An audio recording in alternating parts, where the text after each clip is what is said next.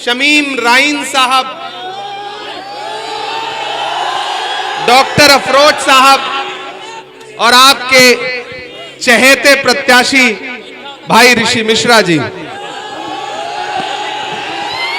न हम सफर न किसी हम नशी से निकलेगा,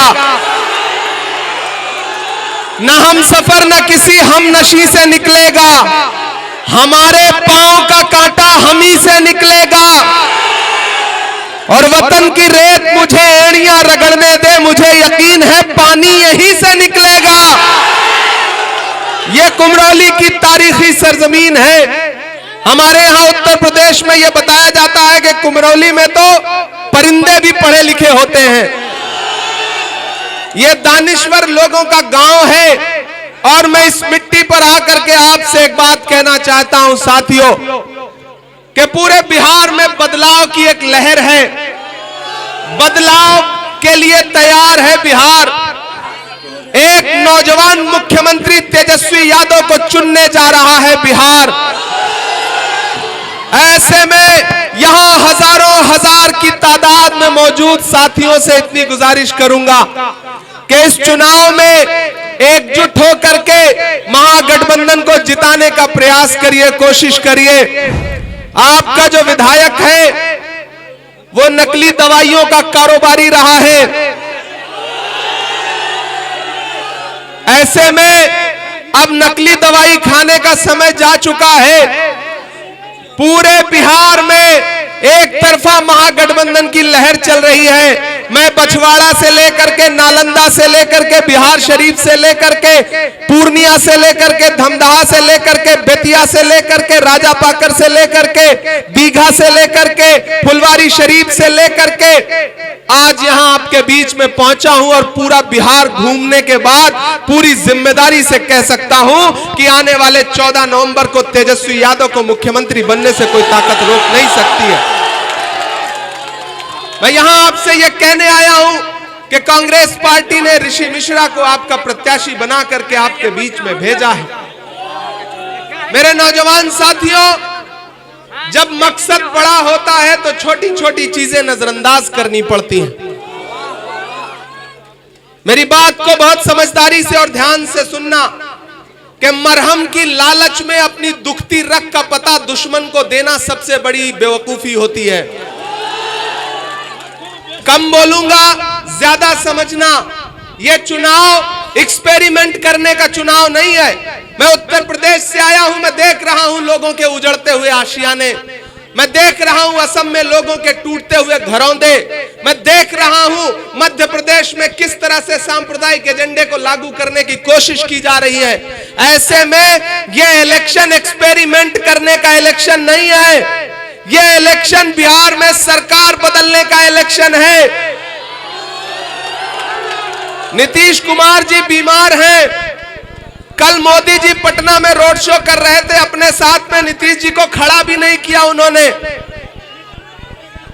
इसका मतलब क्या है? इसका मतलब है कि काम हो चुका है। भाजपा समझ चुकी है कि नीतीश जी जा रहे हैं। भाजपा जा रही है, इसीलिए नरेंद्र मोदी जी नीतीश कुमार को अपने साथ खड़ा भी नहीं कर रहे हैं। वरना पटना में रोड शो हो और नीतीश जी जो एनडीए गठबंधन का चेहरा हो सकते हैं, उनको नरेंद्र मोदी अपने साथ में खड़ा भी नहीं कर रहे हैं गाड़ी पर। इसका मकसद क्या है? मेरे भाई मुझसे मीडिया के साथियों ने कहा कि नीतीश जी के बारे में आप क्या कहेंगे। हमने कहा मैं जब से बिहार आया हूं भोजपुरी का एक गाना सुन रहा हूं कि बहुत समझदार लोग हैं ऋषि भाई आपके यहाँ। ये बिहार है साहब, ये उड़ती हुई चिड़िया के पर पहचानता है। अगर दिल्ली में बैठ करके गुजरात के व्यापारियों को यह लगता है कि वो बिहार को दिल्ली के रिमोट कंट्रोल से चलाएंगे तो यह नहीं होगा। बिहार को बिहार की जनता चलाएगी, यहाँ के नौजवान चलाएंगे। उन्होंने पूछा कि नीतीश जी के बारे में क्या कहेंगे। मैंने कहा भाई भोजपुरी का गाना है कि छन छन बदले तोहरे मिजाज रजऊ, दगाबाज रजऊ, धोखेबाज रजऊ। एक तरफ भाजपा खड़ी है जिनके पास झूठी बातें हैं, पास झूठे नारे हैं और एक तरफ महागठबंधन खड़ा है जो अपने मैनिफेस्टो में क्या वादा कर रहा है कि जैसे ही महागठबंधन की सरकार बनेगी हम बिहार के हर परिवार के एक युवा को नौकरी देने की वादा करते हैं। यहां एक नौजवान साथी पोस्टर लेकर के खड़ा है कि स्टेडियम कब बनेगा। ये मेरे नौजवान, ये मैं जज्बे को सलाम करता हूं इस नौजवान के। बहुत अच्छा सवाल है। जीवेश मिश्रा ने स्टेडियम बना के नहीं दिया, उनको हरा करके घर बैठाओ, ऋषि मिश्रा को जिता करके असेंबली पहुंचाओ, यहां स्टेडियम बनेगा। स्टेडियम भी बनेगा, लाइब्रेरी भी बनेगी, स्कूल भी बनेगा। मेरे भाई, मैं दिल्ली में मैंने देखा है कि किस तरह बिहार के लोगों को इलाज के लिए एम्स के बाहर भटकना पड़ता है। कांग्रेस पार्टी और महागठबंधन क्या कह रहा है कि हमारी सरकार बनने दीजिए, हर इंसान को 25 लाख रुपए का इलाज का बीमा देगा महागठबंधन कांग्रेस पार्टी। हम मुद्दों पर चुनाव लड़ रहे हैं, हम नफरत की बातें नहीं कर रहे हैं। मेरे भाई, ऋषि भाई आपके अपने हैं। मैंने कहा ना, जब मकसद बड़ा हो तो छोटी छोटी बातें नजरअंदाज करनी चाहिए। जीवेश मिश्रा के पिछले कुछ दिनों के भाषण उठा करके देखिए, उनके स्टेटमेंट उठा करके देखिए, वो कितनी चालाकी से, कितनी राजनीतिक तरीके से मामले को मोड़ देने के लिए किस तरह की बातें कर रहे हैं। जबकि सच्चाई ये है कि ये जाले की आवाम है, ये सारी चालाकी समझती है और इस बार सारी चालाकी धरी रह जाएगी। इस बार मुझे पता है कि आप ऋषि भाई को जिता करके असेंबली पहुंचाने जा रहे हैं। अरे उनकी जेलों की ऐसी तैसी, मेरे भाई, जेलों से डरना नहीं है, जेलों से डरना नहीं है। ये पिछले 11 साल से दिल्ली में बैठी हुई भाजपा की सरकार लोगों को जेल भेजने के अलावा और कर ही क्या रही है। लेकिन मैं डरा नहीं, मैं झुका नहीं, कहीं छुप छुपा के खड़ा नहीं। जो डटे हुए हैं महाज पर, मुझे उन सफों में तलाश कर। मेरे भाई, ये डरने का वक्त नहीं है, ये लड़ने का वक्त है। ये चुनाव बहुत जरूरी चुनाव है, इसलिए आप साथियों से गुजारिश है कि अदावत है, सियासत है, परिंदा है, शिकारी है। अदावत है, सियासत है, परिंदा है, शिकारी है, मगर इन सारी चीजों पर मोहब्बत अब भी भारी है। जाले वालों, अगले 1 मिनट आप, हाँ, चाय वाला भी सुनाएंगे, सब सुनाएंगे, सारा सुनाएंगे, लेकिन पहले संजीदगी से मेरी एक बात सुनो, मेरी एक बात सुनो। मेरे नौजवान साथियों, खास तौर से मेरी एक बात सुनो कि महान बादशाह सिकंदर ने जब यूनान जीता ना, तो जीत का जश्न मनाने के लिए शहर की सड़कों पर निकला। तो उसने देखा कि पूरा शहर तो जश्न मना रहा है, लेकिन एक फकीर आदमी बेखबर होकर के सो रहा है। सिकंदर को गुस्सा आ गया। सिकंदर अपने घोड़े से उतरा और उस सोते हुए फकीर के पास गया और उसको जोर की एक लात मारी और लात मार के कहा कि क्यों रे फकीर, मैंने शहर जीत लिया और तू सो रहा है। उस फकीर इंसान ने उनींदी आंखों से सिकंदर की तरफ देखा और देख करके कहा कि शहर जीतना बादशाहों का काम है, लेकिन लात मारना गधे का काम है। नारा लगा करके आए थे, बहुत हुई महंगाई की मार, अब की बार मोदी सरकार। हालत क्या हुई, 58 रुपए का पेट्रोल 100 रुपए के पार हो गया कि नहीं हो गया। ये महंगाई कम करने की बात करने वाली भाजपा और नीतीश की सरकार कफन तक पर जीएसटी लेती है, कफन तक पर। मैं आपका इमरान हूं, मैं आपके मुद्दों पर देश की पार्लियामेंट से लेकर के सड़क तक पर लड़ता हूं।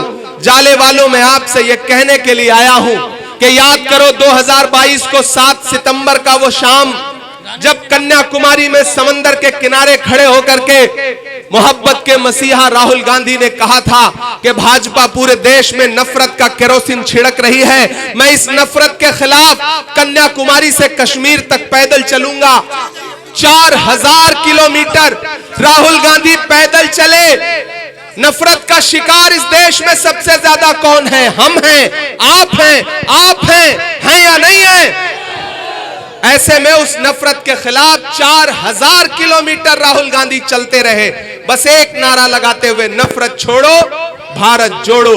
बस एक नारा लगाते हुए मुझे नफरत के बाजार में मोहब्बत की दुकान खोलनी है। मैं चला हूं राहुल गांधी के साथ। जब मैं उनके साथ कंधे से कंधा मिला के चलता था तो मुझसे मीडिया के साथी कहते थे कि इमरान साहब आप शायर पहले हैं, सांसद बाद में हैं, राहुल गांधी के साथ चल रहे हैं, क्या कहेंगे? तब मैं कहता था कि जो हर जालिम से टकराएगी वो आंधी बनाऊंगा, जो हर जालिम से टकराएगी वो आंधी बनाऊंगा। नए अंग्रेज आए हैं, नया गांधी बनाऊंगा। हमने देखा है राहुल गांधी के माथे का बहता हुआ पसीना, हमने देखा है राहुल गांधी के पैर के छाले।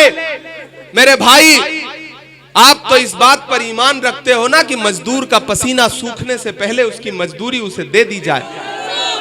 रखते हो या नहीं रखते हो? मैं रखता हूं इस बात पर ईमान।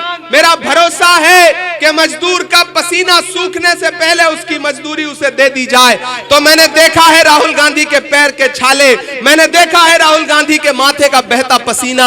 आज मैं जाले में आपसे राहुल गांधी की मजदूरी मांगने के लिए आया हूं और राहुल गांधी ने ऋषि मिश्रा को अपना नुमाइंदा बना करके आपके बीच में भेजा है। इसलिए अपना एक एक वोट लेकर के 6 नवंबर को घरों से बाहर निकलिए और अगर आपने अपना एक एक वोट देकर के जाले में कांग्रेस का विधायक बना दिया और बिहार ने 14 नवंबर 2025 को तेजस्वी यादव को बिहार का मुख्यमंत्री बना दिया तो फिर 2029 में राहुल गांधी को इस देश का प्रधानमंत्री बनने से कोई ताकत रोक नहीं सकती है। ये लड़ाई बहुत बड़ी है और इस लड़ाई में खतरा डॉक्टर बाबा साहब अंबेडकर के संविधान पर है, लोकतंत्र पर है।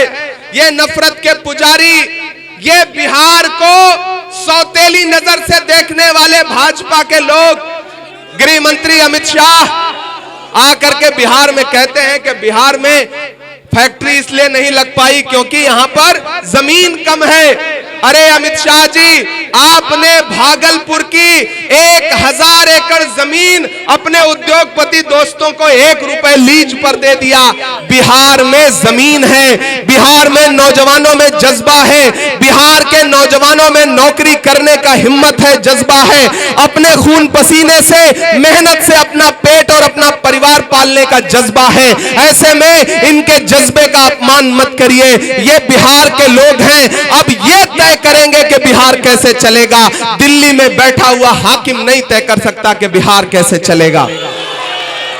और जिन्हें लगता है कि साजिशें करके ऋषि मिश्रा को रोक लेंगे, इधर आमिर इकबाल खड़े हैं, शमीम भाई खड़े हैं, तनवीर भाई खड़े हैं, डॉक्टर अफरोज खड़े हैं, जमाल साहब खड़े हैं, ये सारे लोग, आरजू भाई खड़े हैं, ये सारे लोग इस बात के गवाह हैं कि कैंची से चरागों की लवें काटने वालों, कुदरत के करिश्मों से लड़ोगे तो मिटोगे। तुम फूल को चुटकी में मसल सकते हो लेकिन खुशबू को बिखरने से नहीं रोक सकोगे। ये मोहब्बत की खुशबू है। और ऋषि भाई आपसे वादा कर रहे हैं आज मेरे सामने कि आप एक बार इन पर भरोसा जताइए, इन्हें असेंबली पहुंचाइए। आपकी कोई भी शिकायत नहीं रह जाएगी। स्टेडियम का वादा मैं यहां खड़ा होकर कर रहा हूं और अगर देरी हुई तो मेरे पास आइएगा, मेरा दामन पकड़िएगा, मैं आकर के ऋषि जी का हाथ पकड़ के कहूंगा कि मैं आपकी मीटिंग में वादा करके आया था, आपको यह काम करवाना पड़ेगा। कहां सोया है चौकीदार। थक गए हैं क्या आप लोग?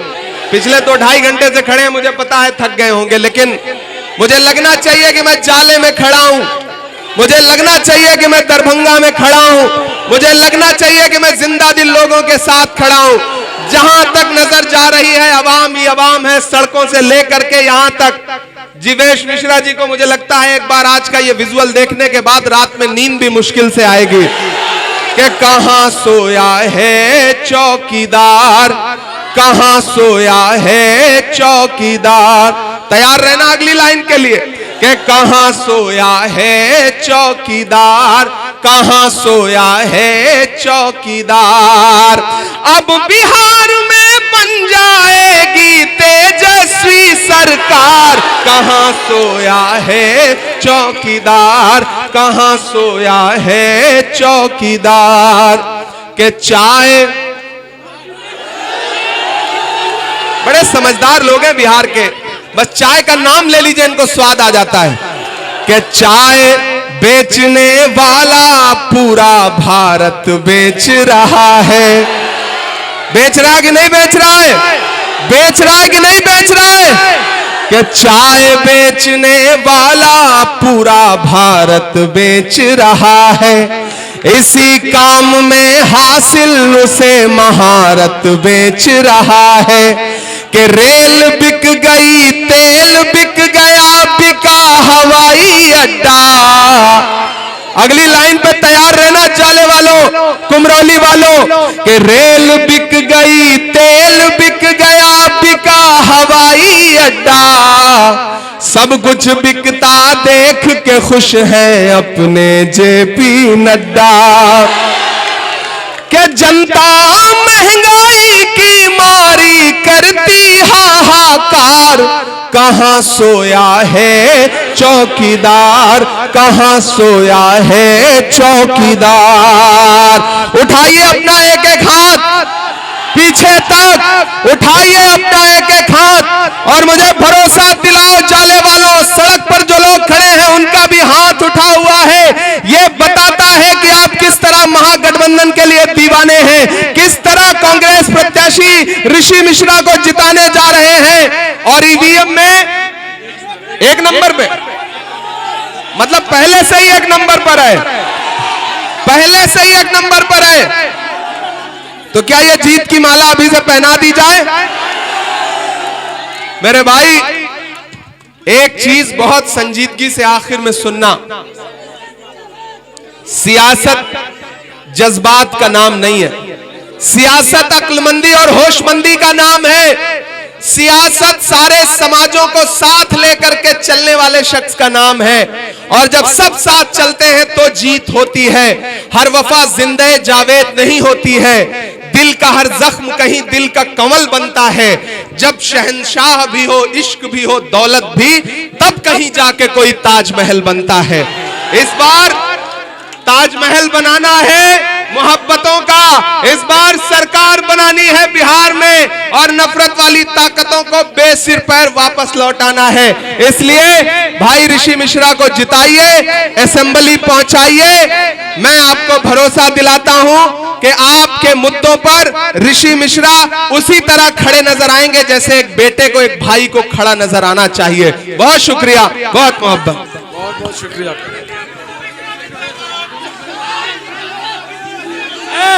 शांत रहो समाज, शांत रहिए। अरे अपने नेता की सुरक्षा हम लोग क्या लग रहा है?